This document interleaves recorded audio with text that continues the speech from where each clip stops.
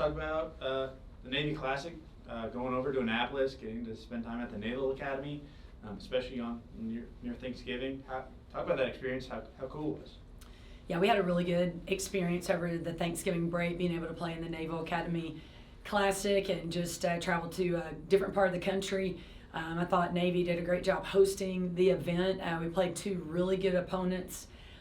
First game was against Towson. They're in the top 25 mid-major poll, really talented, have had a lot of success the last couple of seasons and will be a really good team again this year in their league. And then playing against Navy was awesome. I think the thing that I was most proud about with our players is just how they responded from game one to game two. I think we were pretty disappointed in the way that we finished the game against Towson and really corrected ourselves a lot in a very short period of time. We had less than 24 hours to get ready for the Naval game. And so overall, good experience traveling with our team. It's our first flight with this bunch.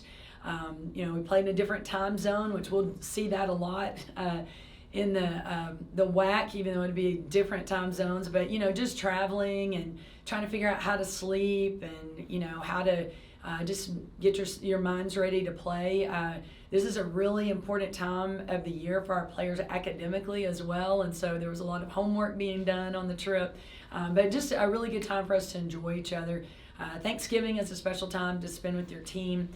We talk at length with our players and within our program about being grateful and just trying to have a spirit of gratefulness all the time, and especially the month of November. That's at the forefront of your thoughts, just all the many things that we have going on in our lives to be thankful for and grateful for. And so it's fun to spend Thanksgiving with your team for sure. And let's talk about that Navy game. She told me that you had a freshman set an NCAA record for the most threes. I know you guys are going to shoot a lot of threes. You're going to make a lot, but how cool is it that a freshman kind of broke an NCAA record?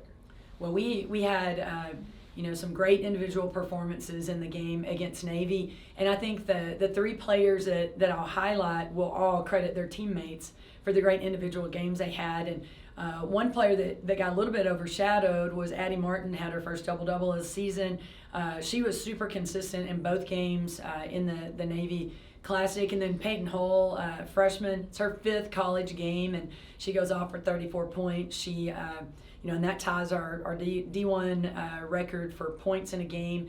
And then 9 three-pointers in a game ties Dominique Golightly's record at ACU for most threes in a game. And so she was shot ready.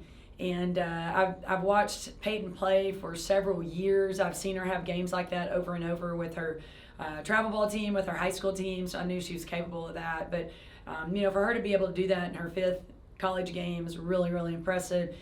Obviously, Bella Earl getting a triple-double was crazy. I mean, you just don't see very many triple-doubles. And Bella did it in an awesome fashion. I mean, it might have been her best overall game we've ever seen her play. She's been a tremendous rebounder for us last season, and she's proven to be very consistent with rebounding this year. She's really looking to score as well, but just the way she distributed the ball yesterday was really good. Read the defense really well. I don't know how many of her assists were to Peyton, but Peyton helped her a lot to build up her assist as well. But I thought it was a very well just team-played game, like everyone kind of looking for their teammates, and that was something we stressed a lot before the game is, like, we got to play better team basketball. We need high assist numbers. We need players that are, calling for the ball when they're open. We need teammates that are looking to make the extra pass to a player that has a great shot over a good shot. And so we saw a lot of really good things in the game. And fast forward in a couple days, you start WAC play, conference opener against UTA. Talk about that game and how excited you guys are to play at home with a conference opener. Yeah, it's really kind of mind-blowing to think we're starting WAC play in November, but here we are. We're all getting started this week, and so we're really excited to be able to play at home. Grateful for that opportunity. I thought the way that we played at Navy was a really good way to propel us into our prep to get ready to play two great teams in UTA at home and then SFA on the road coming up this weekend. But UTA has some really good individual players. They had a breakout game this weekend as well. And so we've got a lot of planning and preparing to do to get ready for that opponent. And kind of talk about how it's a little bit of a blessing and a curse to start WAC play this early with as many freshmen as you have and as young of a team as you have, kind of talk about the blessing and a curse kind of aspect of that. You know, I think a lot of coaches, we all have a different opinion about it. I'm fine starting WAC play this early. It's relative. You know, we're all starting at the same time, so you know, everybody had the same amount of preparation to get ready for WAC play. You know, I think our team is ready to get to games that, you know, in their minds they feel like really count. The non-conference games, obviously you want to win as many of those as you can. I think non-conference up to this point has helped us learn a lot about ourselves. And for me as the head coach, I'm still trying to figure out some rotations. We've got a lot of really good players on our team, and we're trying to, you know, just figure out what those rotations need to look like, and, you know, which 5 are best on the floor in certain situations. But we're excited to start WAC play. I think it's going to be a really fun week. Awesome. Quick thing I'm going to add really quick, also that's been kind of overshadowed, but Aspen Thornton during the Townsend game hit her 1,000 career point mark throughout her collegiate career. So tell me a little bit about Aspen, what that kind of meant to her. I know it was in the Townsend game, so kind of overshadowed by the loss, but then also performances at Navy, but just talk a little bit about her. You know, when we recruited when we recruited Aspen, a lot of it was because of the way she could score. She could score in a lot of different areas on the court. She has a great scoring mentality. For us, she is our point guard, but we know that because she has a ball in her hands a lot, she still has a lot of opportunities to score.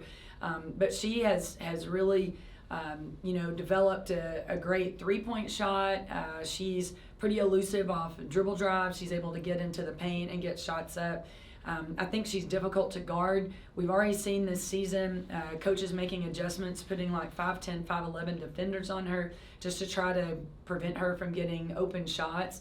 But we're really proud of Aspen, and I think in our system it's awesome to have a point guard who can score like she does.